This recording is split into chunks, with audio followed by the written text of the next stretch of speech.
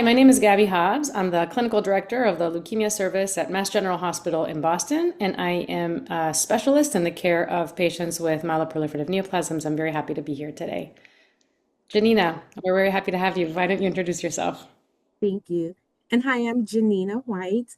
Reside in the Houston area in Texas. And uniquely, I am a physician by training that has an MPN. Thank you so much, Janina. So tell us, how did you find out that you had an MPN, specifically essential thrombocythemia?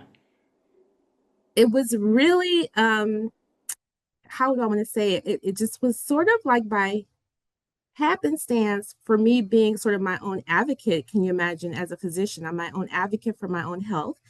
I was experiencing significant fatigue, and it was so different from the sense of being tired. I just couldn't shake this sense of like it was beyond a tired feeling, and it had been going on for some time. And initially, I thought about just being a wife, a mother, a professional working woman, very demanding career.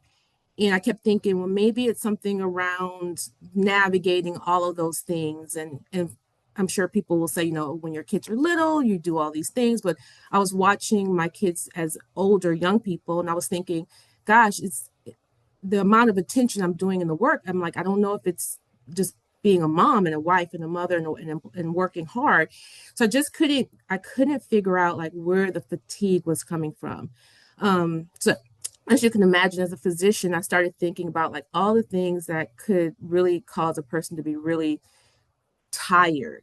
And I even thought about, the medical concerns. Were there medical reasons? Like, was I getting an anemia, which is a low blood? Did I have an infection that just I couldn't shake? So I just started thinking about all the different reasons that could make me this tired. And it was challenging because I just couldn't figure out from my own training, like why so tired. So I reached into my primary care physician. We did some basic routine labs just to think if it's something basic. And while I was sort of going through that journey, I was still trying to figure out are there other things I could be missing. And so as many people will hear around ET and some of the MPNs, it does take a little time to figure out what is it. And I was no different. It really took almost a year and a half to really come to the diagnosis. That sounds like a difficult journey, and I loved what you said about advocating for yourself. I think that's so important for so many of our patients. But uh, once you finally sought care from your primary care doctor and started doing that workup, tell us a little bit about how that diagnosis came to be. What tests did you have, and then how did you find out? So even pushing into my primary care physician wasn't really the opportunity to get the diagnosis. Even my primary care physician was still challenged with sort of what to do next. And uh, we thought we thought initially it must be like thyroid. Maybe it's the thyroid condition. I'm sure a lot of people have heard, thyroid disease.